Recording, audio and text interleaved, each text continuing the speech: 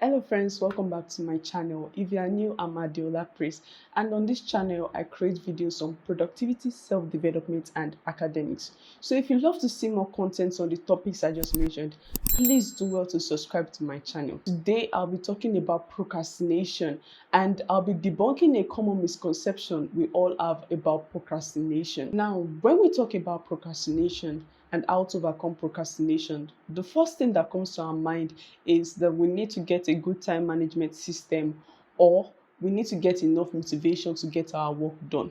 But what if I tell you that procrastination is not actually a time management problem, and that we've been living with a common misconception as to what procrastination really is? To get a better understanding of the new idea I'll be introducing to you, let's quickly take a look at the story of two college students. So first, we have John, who's in the second year in college, and John has an exam next week, so obviously he has to study.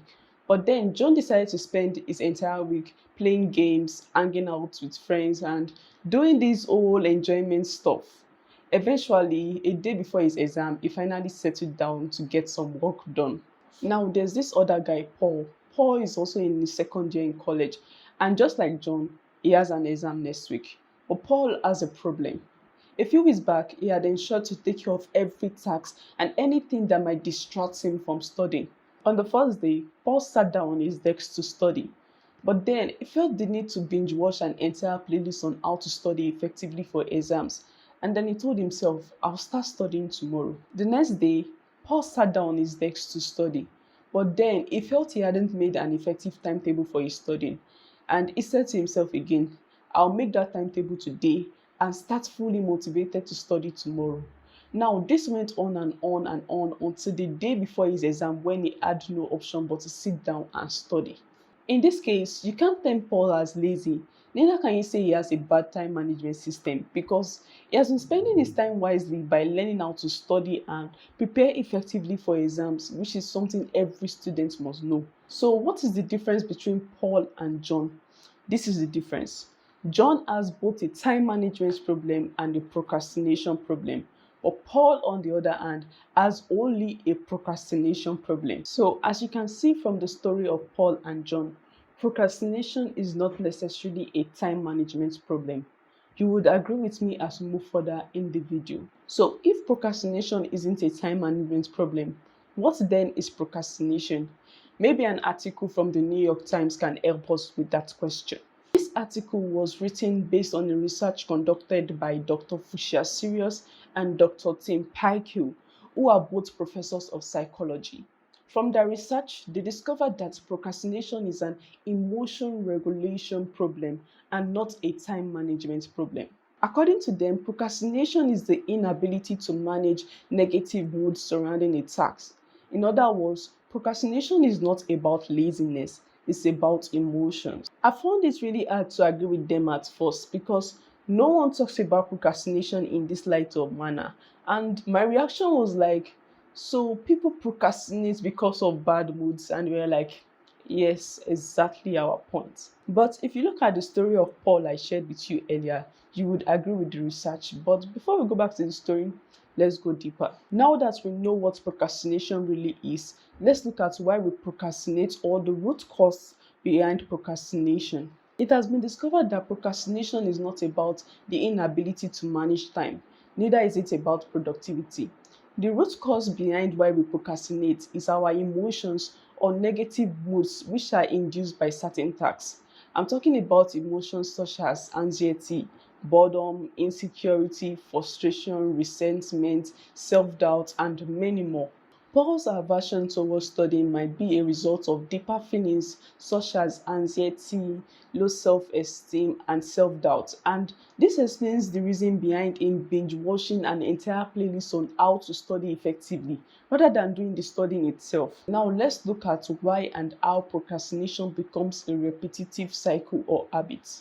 First, we need to understand the nature of man. We are more inclined to prioritize our short-term needs over our long-term needs. Take, for instance, we enjoy the pleasure that we derive from cutting down trees to satisfy our immediate needs without caring about the havoc that might occur due to deforestation in the nearest future. That's how we humans are wired. We think in the now. In addition, we need to understand the system of the brain. According to research conducted by Dr. Ashfield, a professor at UCLA, it was discovered that when we are faced with a task that makes us feel anxious and insecure, the amygdala, the threat detector part of the brain, perceive the task as a genuine threat. Now, in the case of Paul, studying has been perceived as a threat to his self-esteem or self-worth. So what happens next? The brain now becomes concerned with removing that threat at that present moment. Researchers call this the amygdala hijack. So the relief we get when the threat detected by the brain is eventually removed, and the satisfaction we get when our present short-term need is finally met, is what makes procrastination a repetitive cycle that we never seem to overcome. Now that we understand that procrastination is an emotion regulation problem, you would agree with me that we've been approaching this problem in the wrong way. This is because many of us, when we try to deal with procrastination, we tend to attend a productivity seminar or like take up a time management course. When it comes to procrastination, we have to deal with it eternally without any reliance on anything other than ourselves. So how then do we overcome procrastination? Because obviously procrastination affects our productivity, and we don't want to keep leaving our tasks undone until a day to the deadline or the deadline itself. Apart from that, it has also been proven that procrastination has a measurable destructive effect on both our mental and physical health, such as hypertension, low life satisfaction, anxiety, stress, and many more.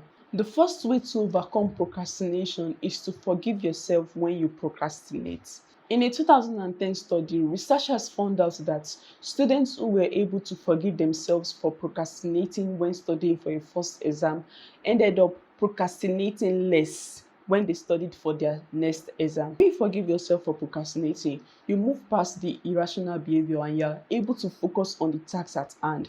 On the other hand, when you don't forgive yourself, you end up feeling guilty for not getting your job done, and that doesn't help the matter at all, as guilt is a form of ruminative thinking that increases procrastination. In a research conducted by Dr. Sirios in 2012, it was discovered that most procrastinators have high stress and low self-compassion.